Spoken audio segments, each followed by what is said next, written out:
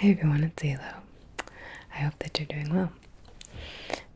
Tonight's video is one that I've been wanting to record for a really long time, and it's been kind of on my idea board really for over a year, and I've sort of put it off a lot just because I feel like mental health is somewhat personal, in the sense that people's experiences can vary greatly.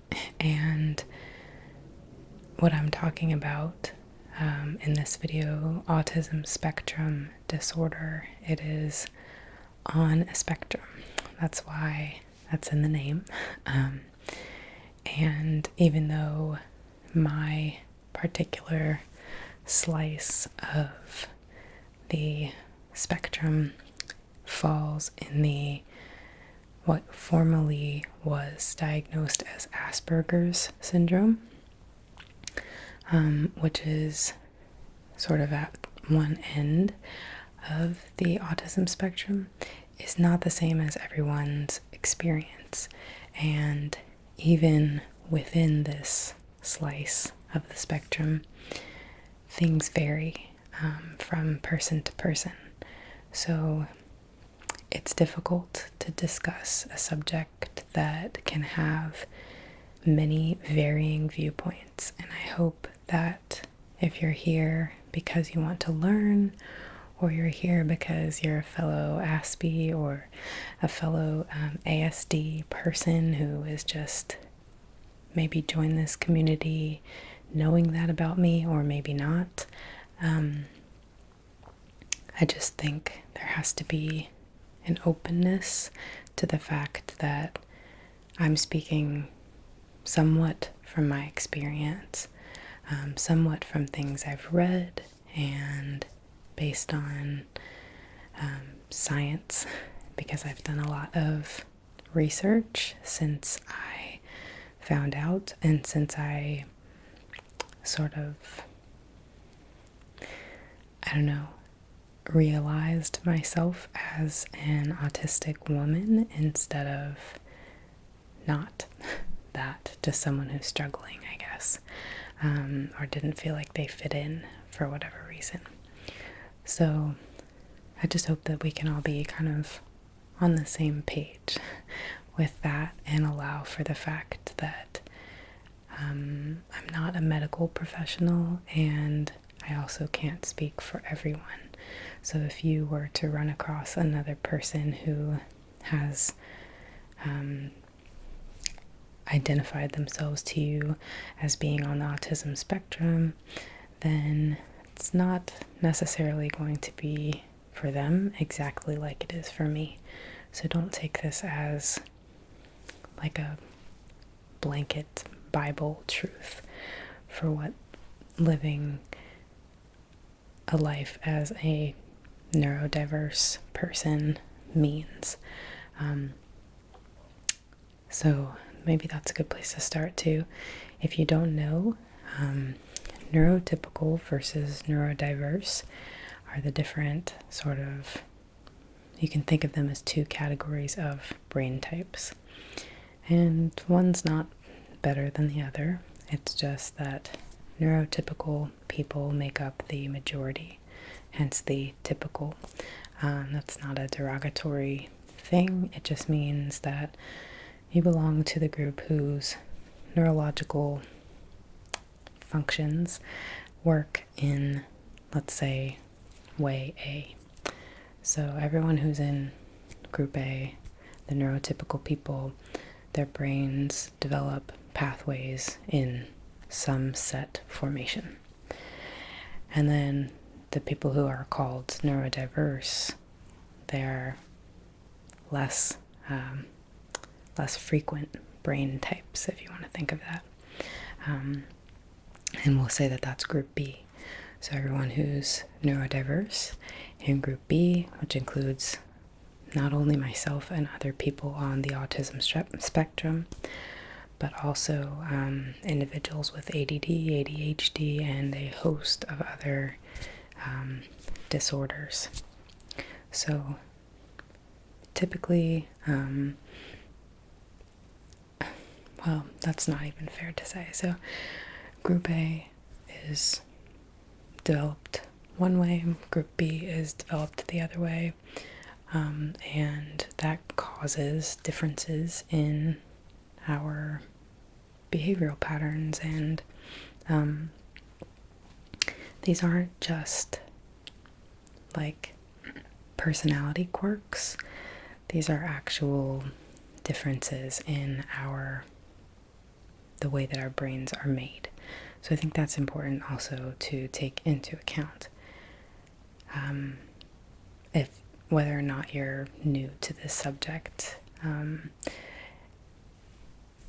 with that being said, I think it's still important to note that we're all human, and a lot of the times people can easily relate to general sweeping medical statements, especially today's day and age. So think about like how many people have gone on to WebMD or something, and they went on for something mild like a headache and have diagnosed themselves with some incurable form of cancer. This isn't like a behavior that is reserved for hypochondriacs. This is something that a lot of people do, to the point where it is like mainstream media comedy. Everyone knows that joke about, Googling your own death, essentially, because it is very prevalent. It's easy to say like, well, my back does hurt every now and then, and I really do get headaches when it's rainy, and I don't know, whatever random things. And all of that may be true, but that doesn't always necessarily mean that you have that terrible thing. There are coincidences, and also a lot of the times the severity of these symptoms is not included.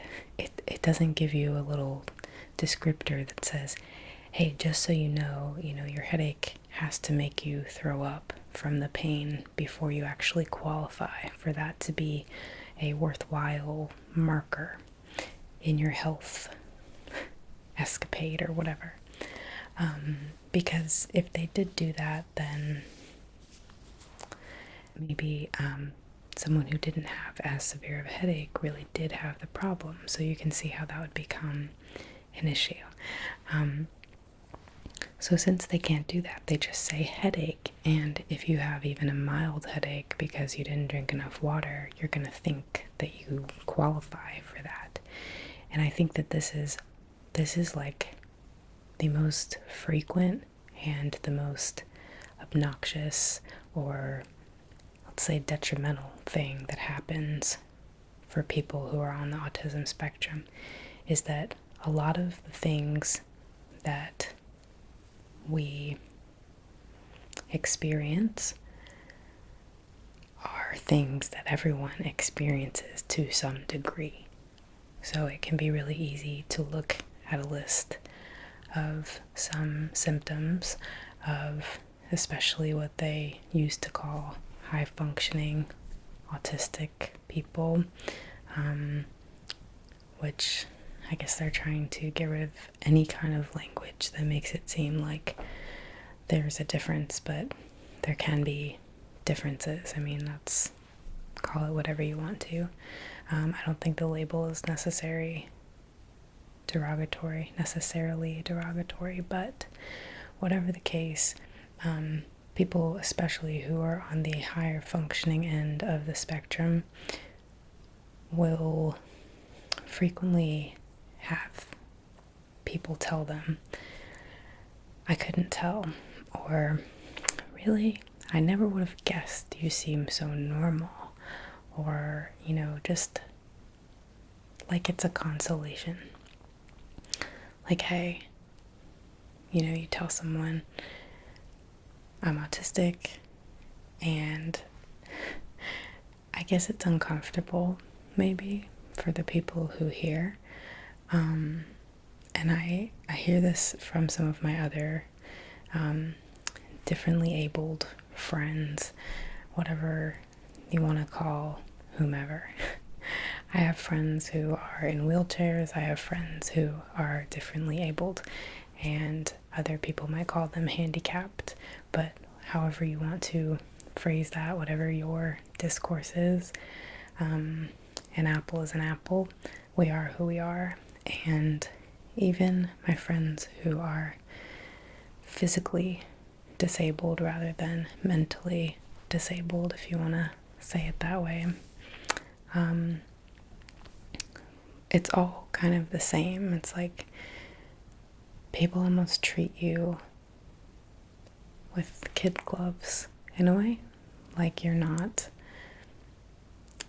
fully capable in some way, and that's for anyone who is like obviously differently abled. And then when it comes to someone who's autistic and struggling, but maybe you can't tell, and then you find out and you're like, oh, I couldn't tell.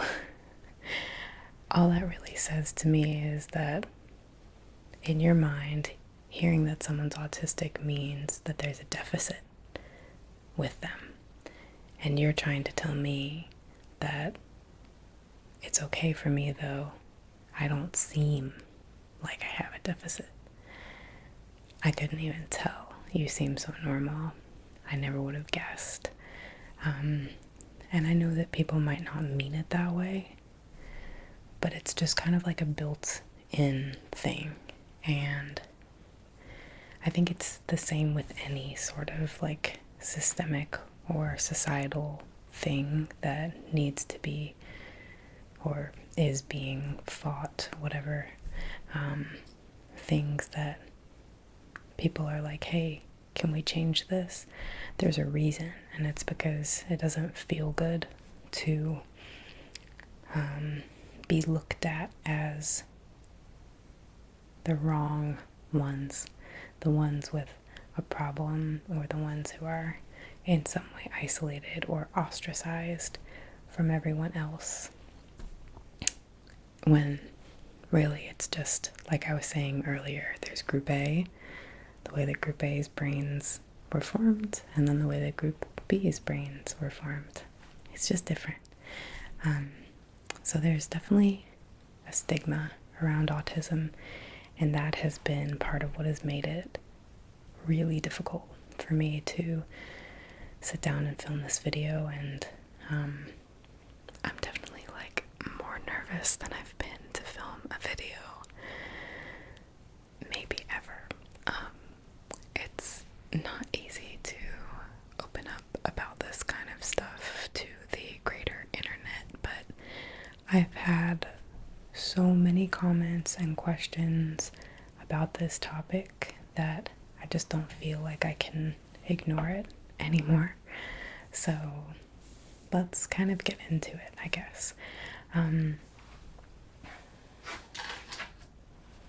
have some paperwork here that has a few different purposes. The top piece of paper is a leaf out of a letter that I just got from my new pen pal and internet friend Lisa. So thank you, Lisa, and I'm going to be answering some of her questions because they are questions that I've received from multiple people. And then I also have another piece of paper where I've written down, as time has gone by over the months, I've written down like key things to talk about that people have asked me to talk about. And the paperwork beneath that is the paperwork that I was given when I was actually diagnosed. And in case I want to look something up, I have that with me as well. So I wanted to get started with the questions because I think they're a good way just to get the conversation kind of rolling.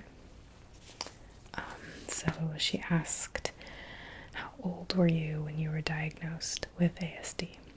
And the answer to that is that I was 25, which in the grand scheme of things, especially nowadays, sounds really late. But even when I was growing up and a baby in the 90s, it still wasn't as common to understand and diagnose autism spectrum disorders.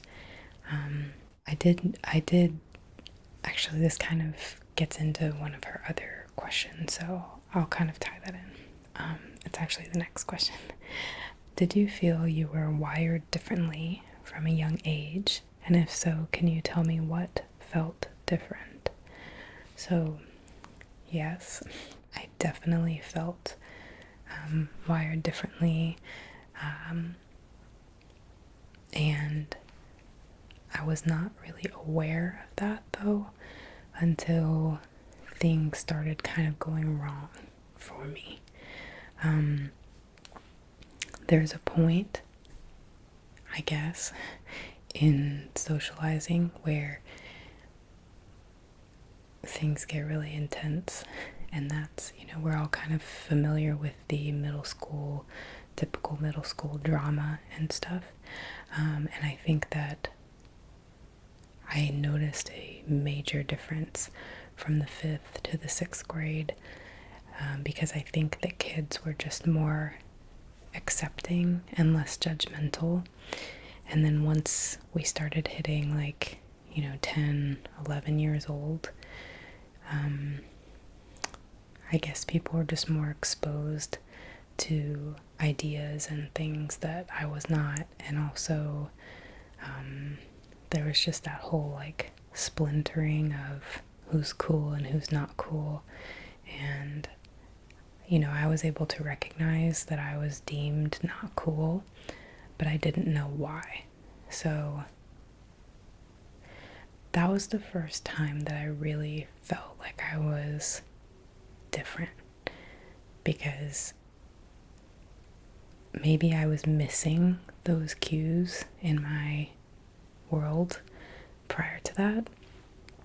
But once I really hit middle school and I couldn't ignore, I wasn't dumb, I just was very happy and naive and wanted to be everyone's friend. And I was shy, but at the same time, I loved helping and I loved learning, and I was willing to step out of my comfort zone to do the things that felt good naturally to me. And then once that kind of naivety and that innocence was going away for a lot of kids, and I guess not for me, it was a huge shock. And being rejected like that early on, not having any social skills or any training or any knowledge that I was different, or that I was not going to fit in, or that I was even going to have a hard time, because I hadn't really registered having a hard time before that very much.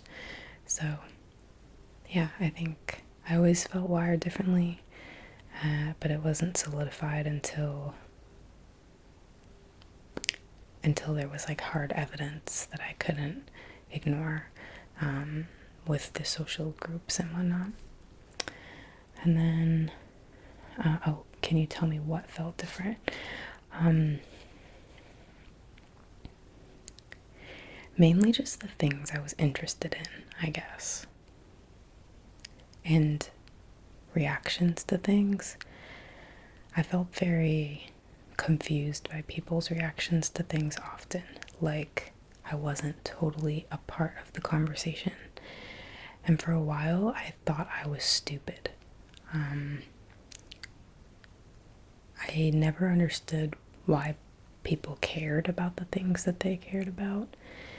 And like a lot of the girls and boys that I played with were much more interested in girls and boys before I was. They also, their play style was different than mine. I can remember many times that they invented games that I did not want to play, either because they felt uncomfortable to me or because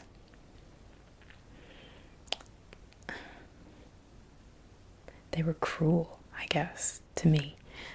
Obviously, everyone else was fine with them, but I didn't like it.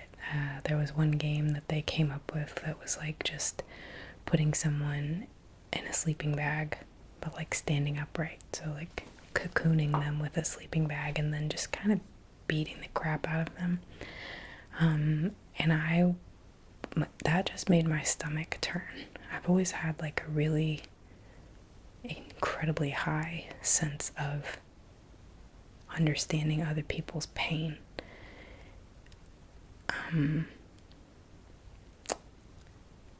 I'm tragically bothered by things that seem hurtful. I don't like watching other people be sad. It can be like the worst antagonist in a film ever. And if there's a sad moment for him or her where they're embarrassed or heartbroken or something, I don't care. I'm usually the first one to be crying because I feel that pain and it hurts me on a very real level. And it seemed to me that no one else felt that ever. It was kind of actually off-putting for me. A lot of the things that other kids wanted to do or talk about. And in terms of what I was talking about with the conversation stuff, still to this day, I am often surprised by people's reactions to things, especially the things that they find funny. I have a very dry sense of humor, I guess, and I'm like terrible with sarcasm and also with games like I'm trying to think of that one card game, Cards Against Humanity. Other people are like just crying tears of laughter and having the best time of their life when they play that game, and I just do not get it at all. It's not that funny to me. And I can't make things that are funny to other people often in that style. I make people in my life laugh, I think, pretty often in terms of how often I could, but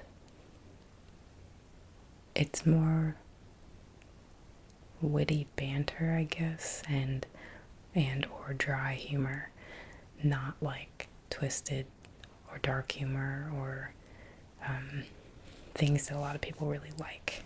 I don't have any shade towards those people. I don't judge them for enjoying that. I feel like there's probably a reason why so many people enjoy that. I don't know what it is. I can't connect. I guess that's the overall thing I should just say, is that in a lot of ways I realized that I could not connect with other people, and I desperately wanted to.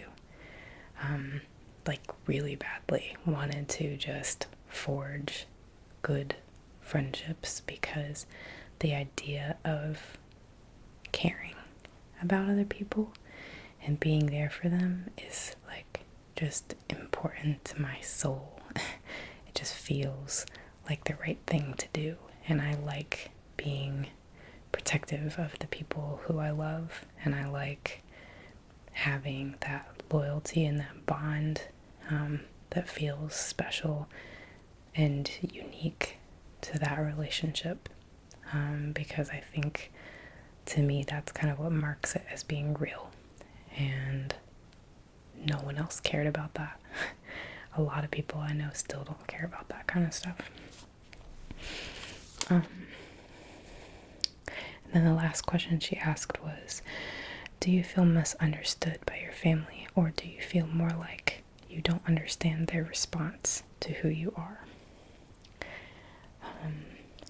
And for those of you who this might be your first video of mine, or that you just don't watch that many videos of mine, I chose, I guess, after a long and hard battle, I guess that sounds really corny, but it was not an easy decision, is my point, to kind of estrange myself from my family, especially particularly my parents, a couple years ago now. And it's been like the hardest but most constructive decision of my life. So she knows that, most people know that, there's a lot of history there. And even before that, though, I've always been like the ugly duckling of my family. At least I've always felt that way. They've always made me feel that way, whether or not they wanted to. So again, she's saying, do you feel misunderstood by them, or more like I don't understand their response to me? I think this is a good question, because I think at first maybe I didn't understand their response to me. And this question is kind of not totally about ASD, because like I said, I wasn't diagnosed until I was 25, but I was in therapy like starting 10th grade.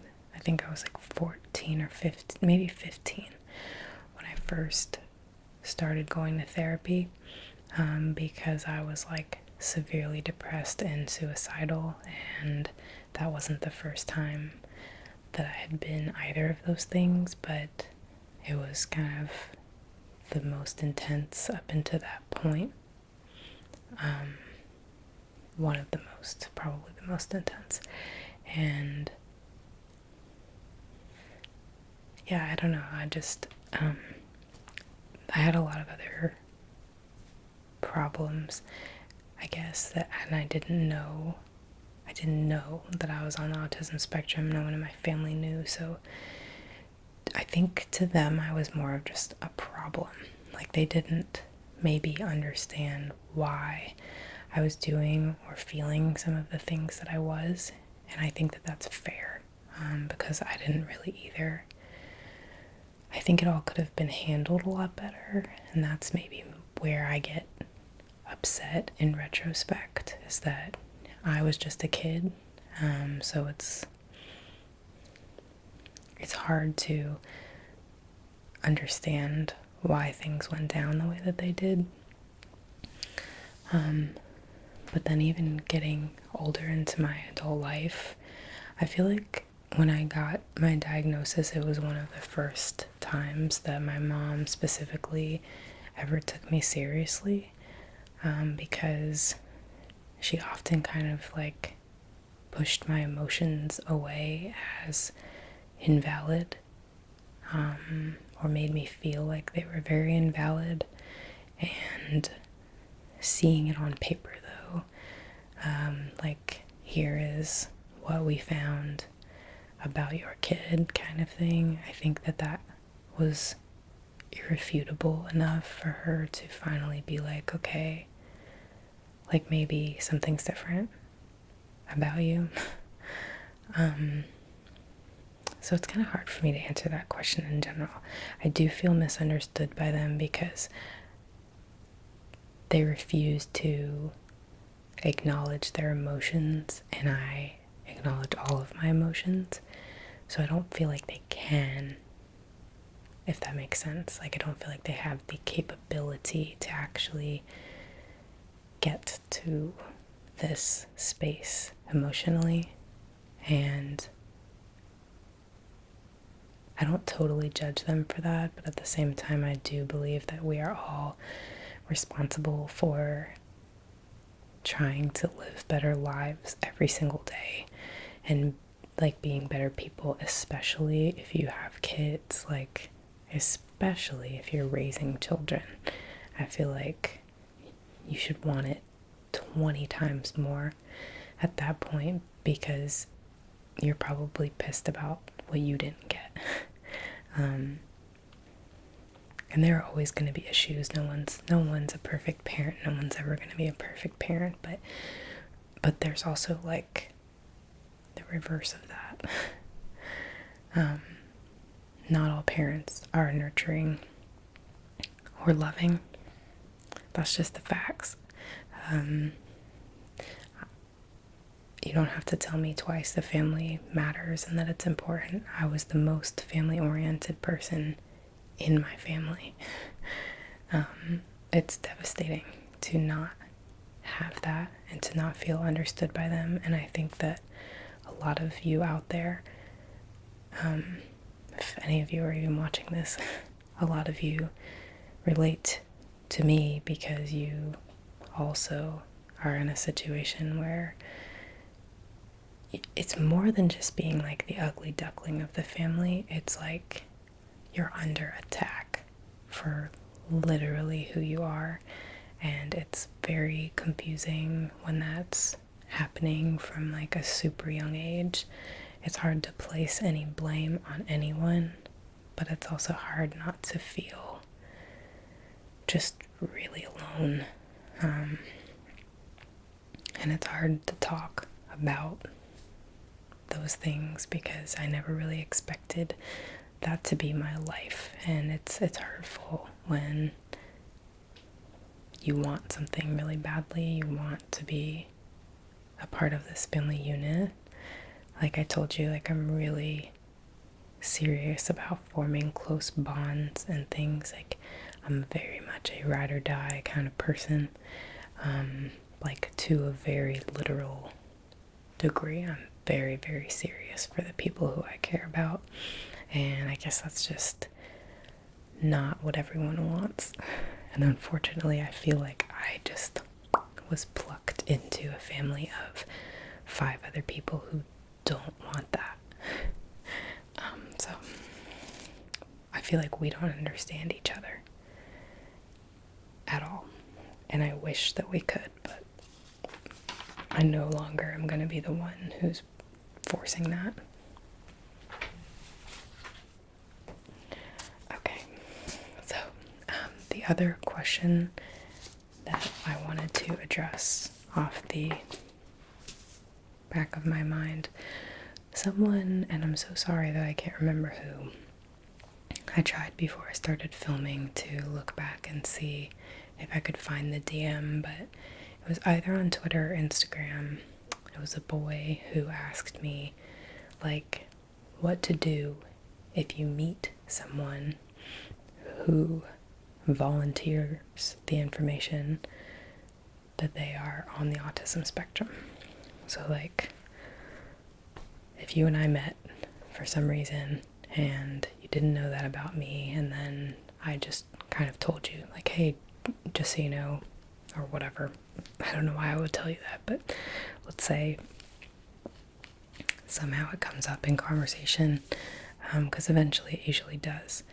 So maybe something a little more natural than just so you know. But anyway, when you find out that someone is on the autism spectrum, what do you do, I guess? That's not how he phrased it. He was much more eloquent, but kind of was just like, doesn't feel like there's a right thing to say. And he's not the only person since then. He was just the first one I can remember very distinctly asking me that. And I thought about that for a long time. it's certainly been well over 6 months since I even got that question, so I've really been stewing on it. And here's my best reply. Like I said, I'm not everyone, so this is just my thought on it. If you find out that someone who you know is on the autism spectrum, and you're having that conversation with them, and you're just like, what do I say? Like, I don't know what to say. I think it depends first and foremost on how well you know the person and how much you care about them. So, if this is like your lab partner at school, and like they're cool, like you kind of like them, whatever, maybe you guys aren't going to hang out every day, but you don't dislike them, you would be willing to help them in a moment of need, maybe. Not everyone, some people have the will to help others, but they're too shy. So know yourself.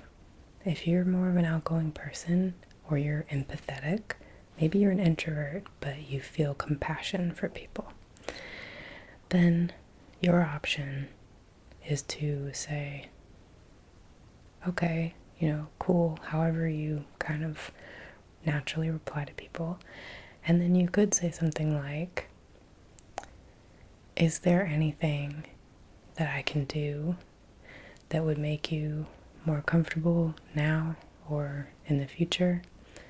Or you can say, like, maybe you don't want to offer up anything. You just want to have, like, a response. Because you don't have to offer to make things more comfortable. You don't have to offer to help. You don't owe that person anything. If they've chosen to share that information with you, it's likely for a reason. It could be that they're just very nervous, and they're nervous that they might have a panic attack or cry or have some sort of meltdown, anything in your vicinity. Typically speaking, I think that most of us want to get as far away from people as possible when things are going poorly, and we can feel that happening. But sometimes, unfortunately, things happen where you don't want them to. And also, sometimes just the assurance of knowing that the people around you are aware that you may have something happen can be really comforting, because then, it's like if your lab partner was epileptic or suffered from seizures in any way, you would want to know that in case they suffered a seizure, you would be able to know. And you might even ask them, like, hey, I'm not very familiar with epilepsy. Is there anything I should do in the event of an emergency? That's not a weird thing to do, and it's no weirder for someone who's on the autism spectrum to be like, I'm not very familiar with autism. Is there anything you want me to know? Is there anything I can do to help? Or if you need to talk or whatever, you can offer that. If you're not that kind of person, you can just accept the fact that they told you and say, thank you for sharing that with me. Or you can ask them, like, is there something you wanted me to know? That's not offering anything. That's just figuring out their reason for actually telling you in a kind way. Like, you're just inquiring. Okay, I didn't know that. Is there something that you want me to know? And then that way they can tell you, like, no, I just wanted you to know, or yes, if I start freaking out, please hit this number on my phone and call my boyfriend, or, whatever. And for a lot of us, I think shyness is a big problem, I guess. So you can also add the kind of caveat, like if they're like no, or they seem very quick to respond to what you said, because it might be off-putting, not off-putting, but surprising to have someone react in that way. That's very neutral and kind, instead of just being like, cool, I had no idea. Then you might want to actually just say to them, like, just so you know, if you come up with anything, or like, okay, if they're like no, nothing, be like, okay, well, if that changes, just let me know. Like, you can open the door if you want to be kind and friendly to someone, which, I mean, we could all do a little bit more of that, so it's not that big of a deal. Let me tell you that the odds that this person wants to bother you are probably pretty low. It's often hard for people to go out of their way to say things like that, so I wouldn't think that this person's gonna be like trying to ask for your phone number and get you to, sleep on the top bunk at night. It might just be like they want to know that you know that they could freak out, whatever that means to them in their head.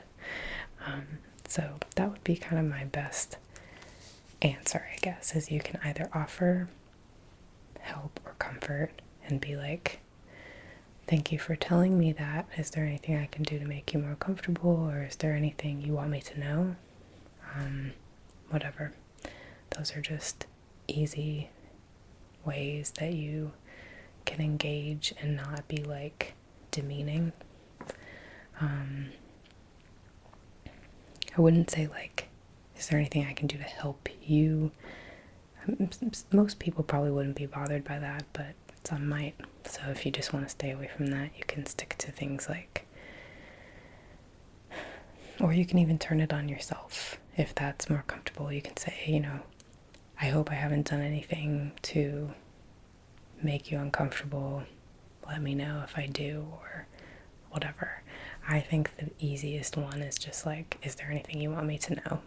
Because that's super neutral, and kind of throws the ball back in their court and lets them handle it how they want to, and you can kind of gauge from there what the deal is. Because like I said, everyone's different. Some people might be weird, I don't know.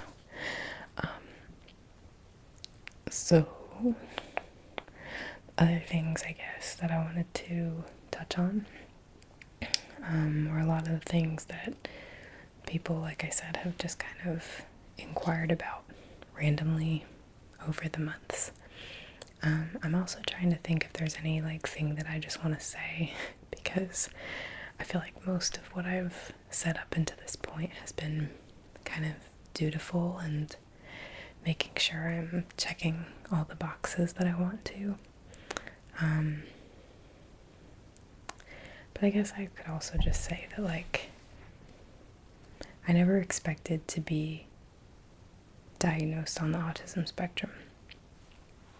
And that makes it even harder to talk about sometimes, because it's hard to feel like I belong, especially after a long number of years of being misdiagnosed as like a million different things,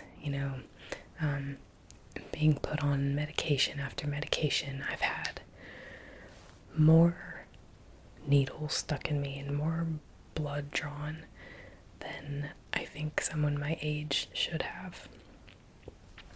I've done like lithium nose sprays and all kinds of prescription pills and activities and diets, and like just a crazy amount of stress that I've put my body under because I was told that I was bipolar, or I was I don't know, suffering from just a seasonal depression, or whatever the case is. And it kind of seemed to me like it was just growing, like one diagnosis after the other. And I was like, this can't be, like, I can't possibly be someone who has like 27 different mental illnesses. Like, how is this possible?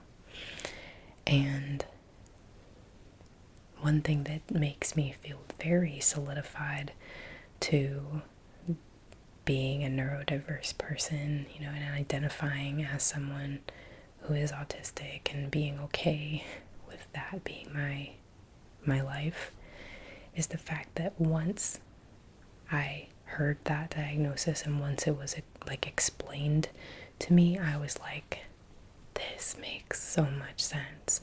You know, I was like, I'm not 8 different things. I'm one thing, and it just so happens to influence all these other things, because my problems were not just mental, they're also physical.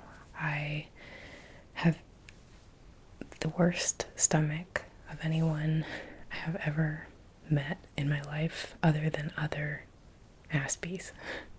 Shout out to Chris.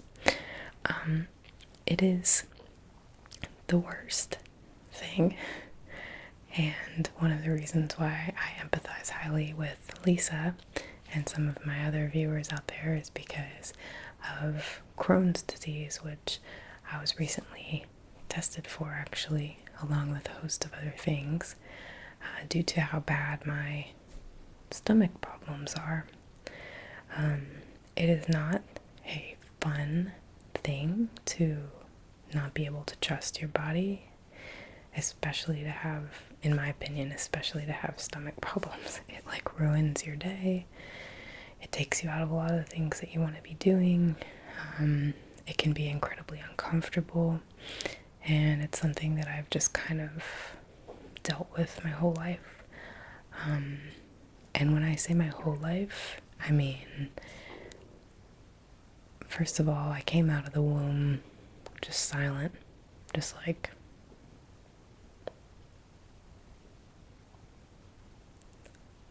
what's up? Like, what am I doing here? Which was apparently weird, and they thought I was dead, but I wasn't, JK. And went home, and like a day later or 2 days later, had to go right back to the hospital because I really was so sick. So I was a sick baby from the like day I was born. Pregnancy was fine, the birth was fine, but I was ill. From a young age, I developed eczema all over my face. I had very sensitive skin, and I had to be switched to, I think they put me on goat's milk or something, and then that wasn't good, and then I was on soy milk. I don't know. They switched me through all these different types of milk because I was like allergic to all of them. I have no idea whether or not my mom tried to or did breastfeed me, but regardless, all of it was making me sick. I wasn't able to keep any food down or in at all. So I was a very sick baby for a while. And then just growing up, I've had stomach problems continually throughout my life. A lot of things I just cannot eat. And it's really frustrating. And it's played a large part in my weight fluctuating sometimes as well, because I tend to eat things that are like really starchy, and that is a common ASD thing, like potatoes, waffles, like carby, starchy foods are just really soothing on the stomach. And so we eat them a lot, I guess, just kind of naturally to self-soothe in that way. And a lot of people on the autism spectrum are picky eaters, because a lot of us have sensory issues. So like, I really hate eating yogurt, and I always put like granola or something in it because I cannot stand the texture. It really drives me crazy. And again, when I talk about the things that make me or other people on the spectrum bothered, note that it is normal if you are not on the spectrum and can relate to these things, even very heavily sometimes. Misophonia is a real thing, and a lot of people who are on the autism spectrum have that. But it's like we're sensitive to every sensation, not just when people are chewing or eating. So you might have a really serious case of misophonia, but that doesn't necessarily mean you're autistic, if that makes sense. And I hope that everything I say can be kind of taken with that same tone. Like, you might not like touching certain things. Well, I don't like touching certain things, and if I start touching those things, or if I think about touching those things for too long, I will become, I don't know what's a good word to use for it because I never talk about it out loud, but it's upsetting. It's like disturbing in a way that I've never really tried to articulate. But I will stim and eventually, typically, get to the point where I'm just like, have to yell. Like, get very loud. It's upsetting. Like, you can probably handle, not anyone specifically, but just saying, most people, they don't like certain things, but they can handle it. They're not gonna like start screaming, or their heart's not gonna be like racing to the point where they feel like they can't breathe. They're not gonna have a panic attack. They're not going to, their day isn't gonna be ruined over it. And I think that that's a huge distinction to make. Like, think about, a lot of people don't cry that often, and that's great. I wish I was one of you. I'm not. I definitely cry too much. But again, that's just because I'm very, very sensitive, so it might be like a more common thing among people on the autism spectrum, and maybe it's more for females too. I don't know if the males experience the same thing either, but it's very easy for me to cry. I can get very sad about things very quickly because my emotions are just incredibly overwhelming. And it's the same like with sensory stuff, like this ring light even that I'm using. When I first turned it on, it was like a headache, blinding, I thought I was gonna die, intense light. And I've had to modify to make it appropriate use for me.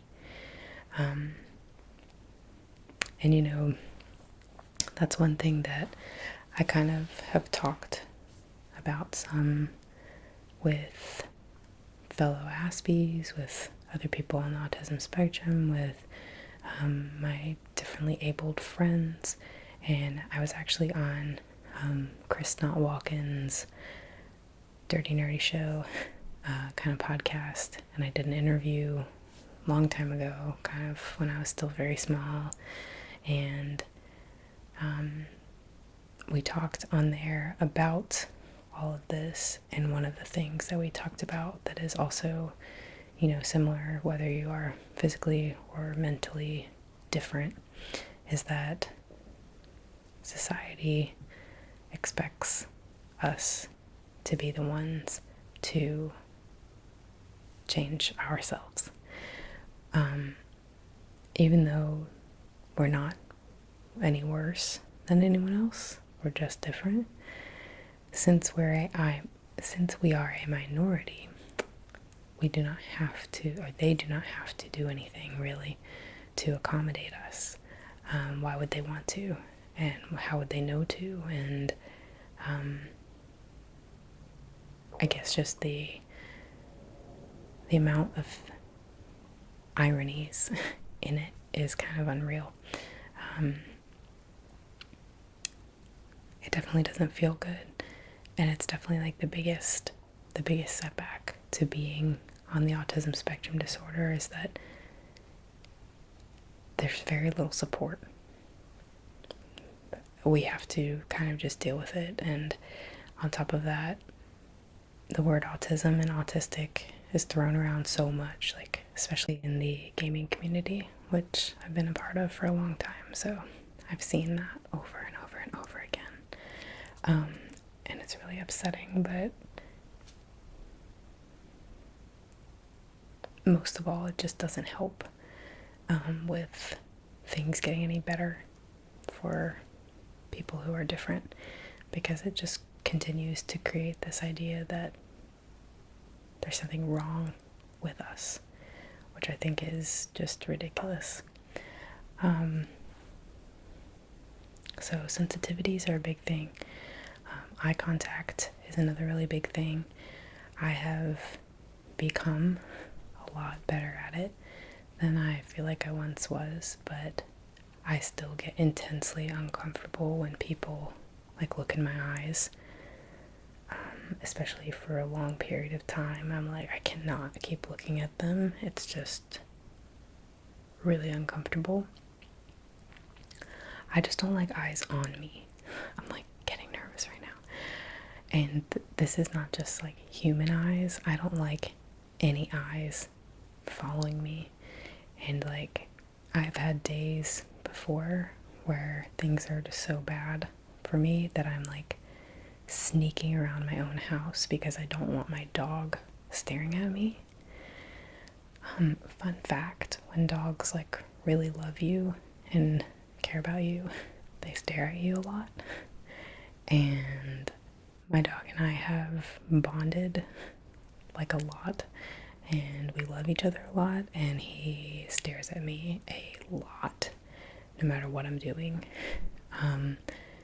And as much as I love him, on some days that really freaks me out, and I have to like avoid him for certain lengths of time until I can like chill out enough to be looked at.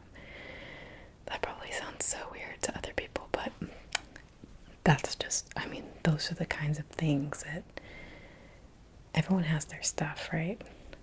It's just a little more intense and a little more serious and a little less flexible, I think, than neurotypical's stuff. Not that it's not still similar,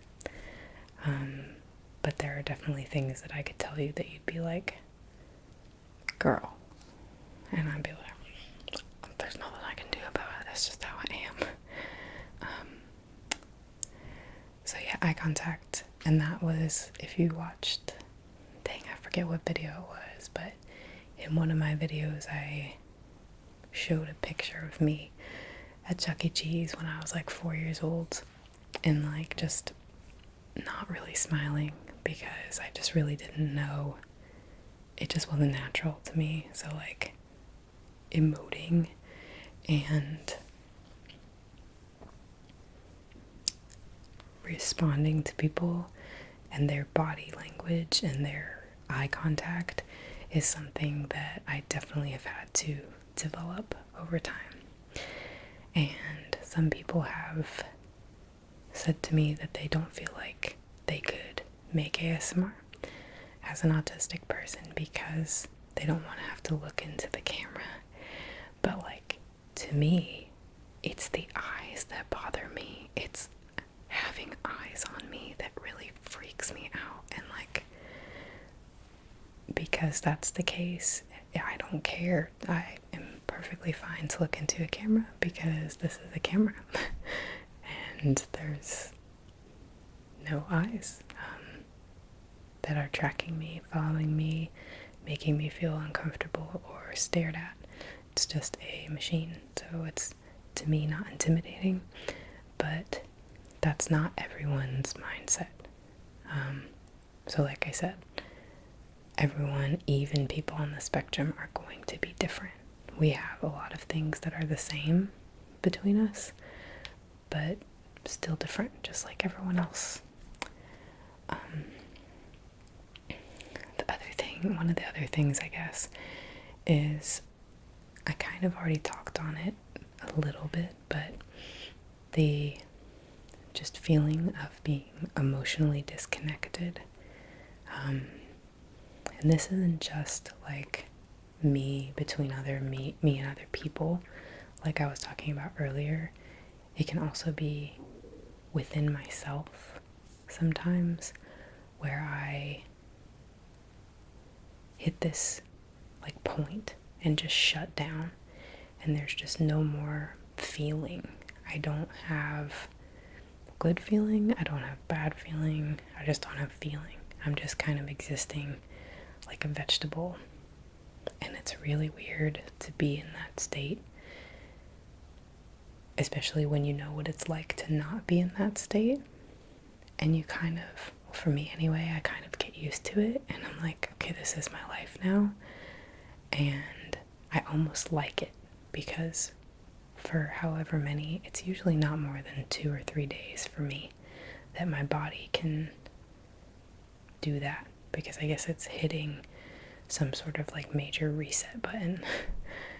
And when I'm feeling emotions so intensely 360 days of the year, you know, for those 5 days, it's less than that, but I can't do math. Another great side effect for me. For those like 3 days or whatever, I'm completely shut down, and just nothing is going in or out. And then after that, I usually gradually get back to exactly how I was before. And that can kind of be a little frustrating, because it's relieving not to have so many feelings for once. So that emotional disconnect can be really real, on just even a personal level. And when that does happen, I really don't even talk to like my closest 2 friends when that happens. Luckily, one of my closest friends now is also an Aspie, and he understands me like we call each other twins. We say that we're twins, and long lost twins at that, because it's like talking to yourself. And I have no idea if it would be like that with other Aspies, because he's definitely the person I've ever gotten closest to who's also on the autism spectrum. Although now that I've been on YouTube, I've met so many more people who are also on the spectrum. But I have not been able, I guess, or have not started to truly forge a deep friendship with any, except for the one who I've been talking to the longest, which makes sense.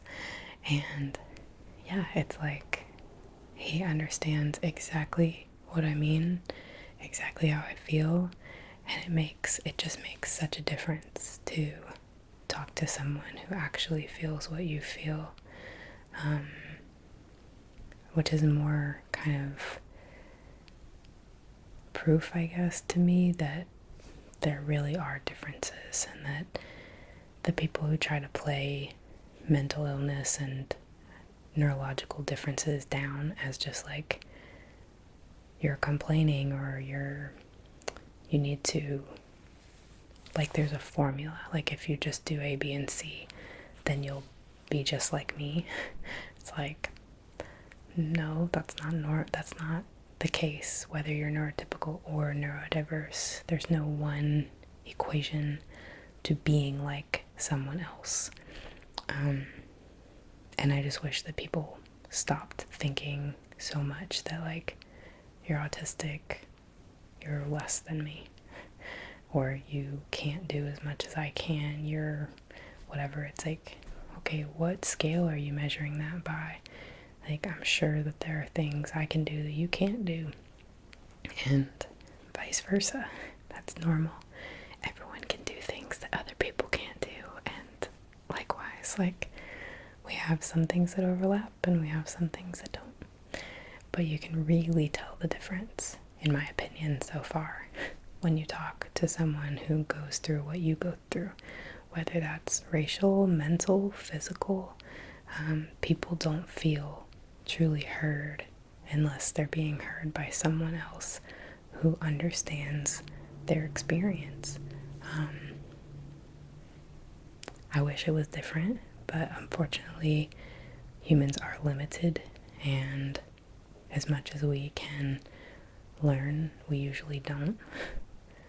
We don't learn enough to really get on the same page or even close to the people who have differences from us, which is just a sad thing, but that's another topic for another time. The other just major things that I think are defining factors for me, I guess, have to do with rules, anxiety, and just social masking. So for rules, I guess I just wanted to say that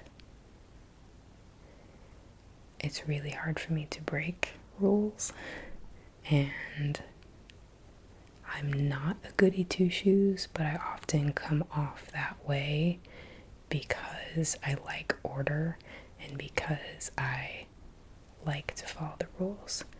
But more important to me than rules is justice and loyalty. Both of those things come above rules to me. So I will do the wrong thing. I will break the law for what I think is the right thing. Not the literal law, but I mean, I probably would. Just rules in general, though. If I'm breaking them, it's for a reason. And also, if I'm saying something, it's for a reason. If I'm doing something, it's for a reason. I typically don't do anything without intent, which is another huge difference I've noticed between me and neurotypical people. They do and say a lot of things that they just don't even mean, and it's really weird to me. Anxiety, I'm just gonna make a whole separate video on anxiety. It's an animal. And then social constructs and masking. I've already a little bit touched on the constructs part, but social masking is what I think really tricks people.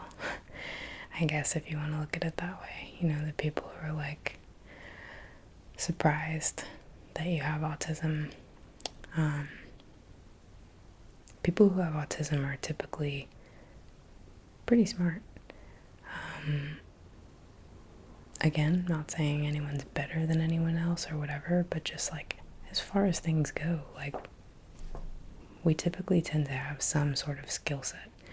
Some autistic people are savants. They are insanely genius, brilliant at whatever thing they were gifted with.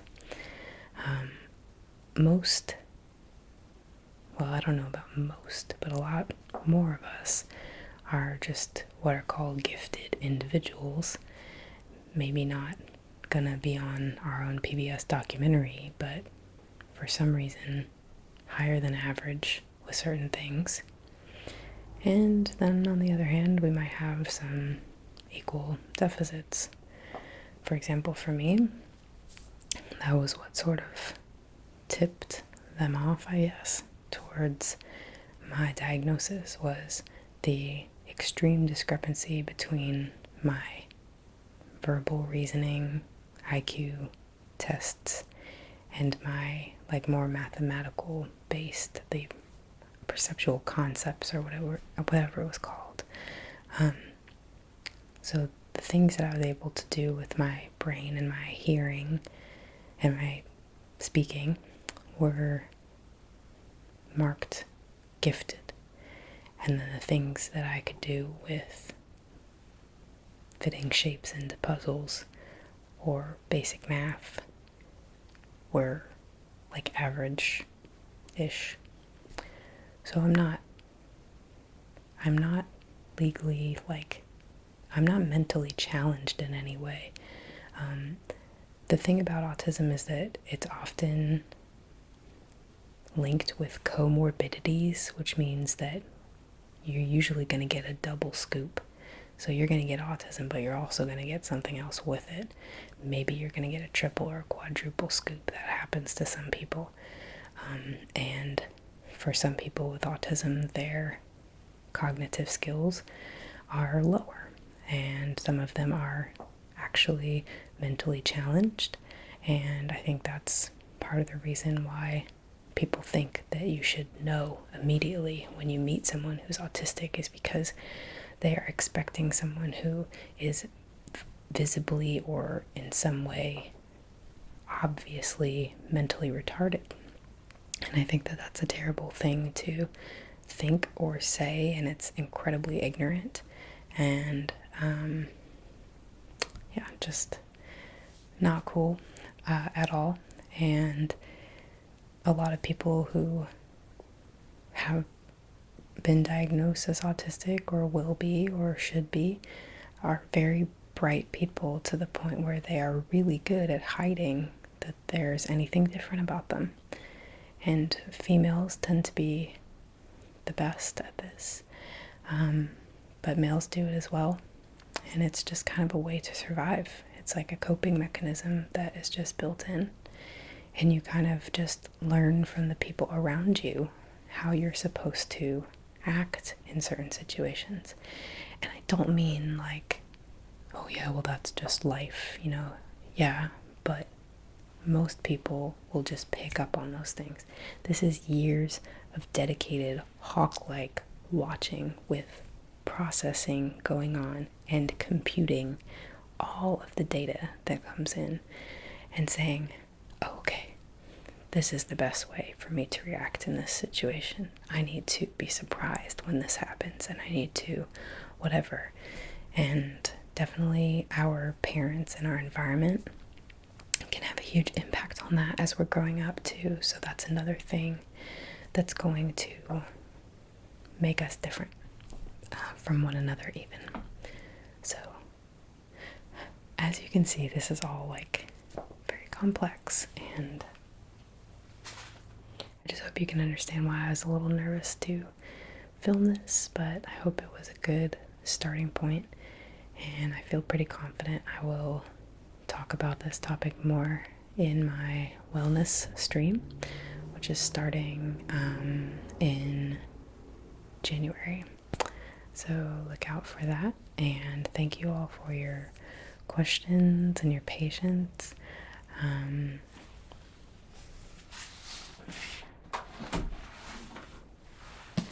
I've been working my way through this book. If any of you are looking for some additional reading, it is not light reading, but it's kind of the Autism Bible in a way.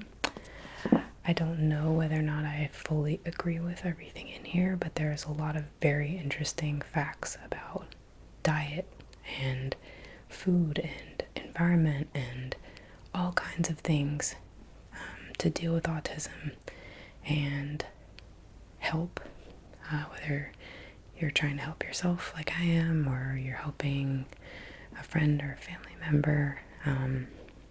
The more knowledge that you have, the better you can be equipped to deal with situations in a positive way that's not going to stunt the growth of that person. And if you are a fellow Aspie autistic person, anyone who's just neurodiverse, I hope that you know that you're not alone, and that we can definitely make things better for ourselves along the way, and hopefully better for other people by talking as much as we can about it, as much as we might hate that.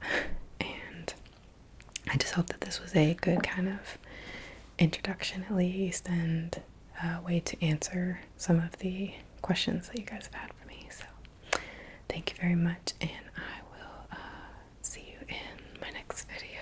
I hope that this was helpful, and feel free to ask any more questions that you might have here or Twitter or wherever, and I'll do my best to answer them.